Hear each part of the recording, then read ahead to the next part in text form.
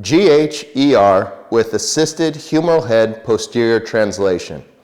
This is the same exact stretch therapy modality as the glenohumeral joint, or GHJ, external rotation 80-20 stretch. And you would have learned that one really well before you to be applying this one.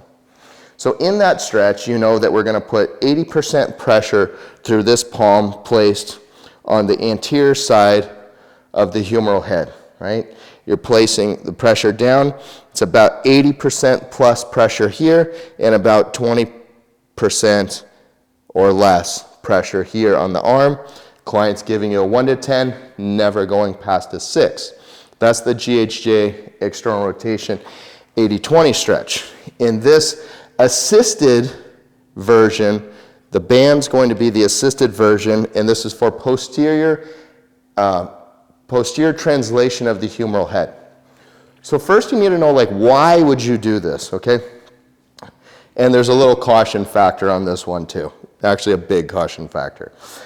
Number one, the client that would need this application would be someone who has a slap tear, so superior labrum, anterior, posterior.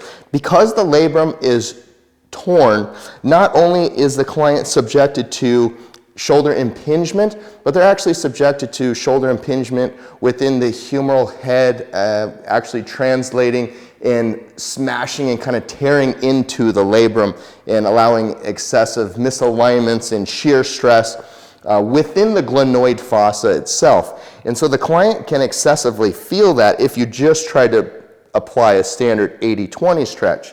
So what we're going to do in this modality here, and here's the caution factor, is until you become super comfortable with this application, where to place the band, you've maybe practiced on a colleague and doing this very slow and just practicing your balance positioning and everything I'm going to show you here, absolutely do not apply this on a client until you're 100% comfortable with this modality, because it is not for a beginner trainer to apply this.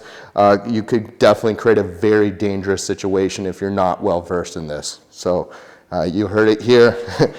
I'll remind you again, extreme caution until you have extreme experience. So what we're going to do is we're going to place the band over the anterior portion of the shoulder.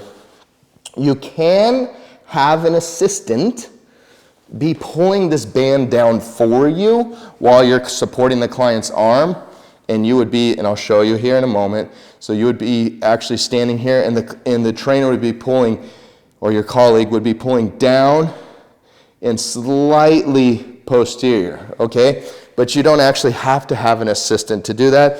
It would be a great intermediate step until you become very well versed in this. And I am using a high resistance band. Doesn't mean I'm placing high resistance. That is, of course, going to depend on the strength of your client's shoulder and their integrity of their shoulder, how strong their tissues are, and that type of thing. So 90-year-old female, obviously extreme, much less pressure, lighter band. And if it's a client that's really an athlete, like Matt is here, then we can use a higher force band. So we're going to begin to apply the pressure downward on the shoulder, and you do want to make sure it's actually over the humeral head and across the top of the acromion there. And then you'll ask the client, how's that feel? Good. So client's feeling good, no issues. So you can feel that there's a solid tug. And what that's doing is that's making the humeral head stay seated posteriorly. So that's not translating anteriorly or anterior superior, which is so heavily common in someone who has a slap tear. And then we're just applying the stretch here. And on a 1 to 10 scale, how much stretch do you feel? 4. Good. And we'll go up to about a 4, 5. That's plenty. And you would never want to go past a 6 in this. But again, 4 is effective, 5 is effective, and 6 is your absolute most extreme that you'd want to go with the stretch that the client is feeling on this. First, apply the pressure with the band. Make sure you're solid there. Then apply the additional stretch.